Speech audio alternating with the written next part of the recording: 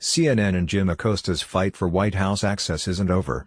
The White House still plans to boot CNN reporter Jim Acosta, despite a court order that reinstated the journalist, and the network is once again asking the courts to get involved.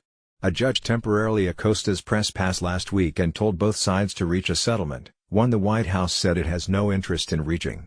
In a letter from the White House to Acosta, the administration reasserted its belief it can ban Acosta, accusing him of poor behavior including asking multiple questions and not yielding the floor to other reporters. CNN has asked a federal court judge for an emergency hearing on November 26, 2018, or as soon thereafter as possible. The White House, in its letter, told Acosta it would make a final decision on his status at 3 p.m. ET on Monday. It wasn't immediately clear what CNN would do if the White House strips Acosta's press pass on Monday afternoon, a week before the requested hearing. The administration fired off the letter on Friday night, telling Acosta and CNN they had until 5 p.m. Sunday to respond, which they did. The network, in its reply, accused the White House of retroactively enforcing unwritten rules covering press conferences. And the White House, in its own letter, admitted that it does not have a written code of conduct for journalists participating in presidential press conferences. The White House has long resented Acosta's work and that reached a boiling point on November 7 when the administration sent an intern to swipe the microphone from him. The White House revoked Acosta's press passenger behavior at the November 7 press conference violated the basic standards governing such events, and is, in our preliminary judgment, sufficient factual basis to revoke your hard pass, according to the letter co-signed by Press Secretary Sarah Huckabee Sanders and Deputy Chief of Staff Bill Shine.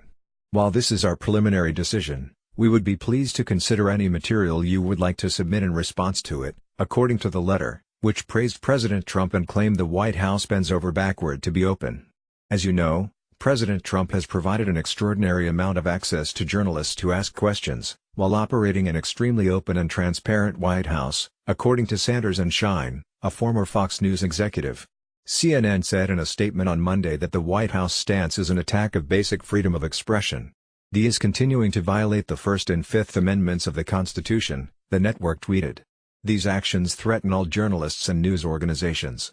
And CNN will continue to report the news about the White House and, November 19, 2018, 11:19 a.m. ET, an earlier version of this article misstated the day CNN has requested for an emergency court hearing on press credentials, which the White House has said will be revoked by 3 p.m. ET on Monday. CNN has asked for hearing on Monday, November 26, or shortly after, not Monday, November 19. Pete Williams is an NBC News correspondent who covers the Justice Department and the Supreme Court, based in Washington. David K. Lee is a breaking news reporter for NBC News.